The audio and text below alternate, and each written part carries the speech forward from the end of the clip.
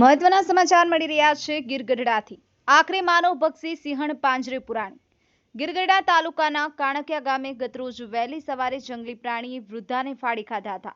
વહેલી સવારે બનેલી ઘટનામાં વૃદ્ધાનું મોત નીપજ્યું હતું। વૃદ્ધા ઉપર હુમલો કરી ફાડી ખાનાર જંગલી પ્રાણી સિંહ કે દીપડો હોવાનું હતું અનુમાન।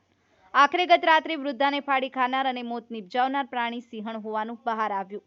જે જગ્યા પર વૃદ્ધાને ફાડી ખાધા હતા તે જગ્યા પર વન વિભાગે પાંજરા મૂક્યા હતા। રાત પડતા જ સિંહણ પાંજરે પૂરવામાં આવી।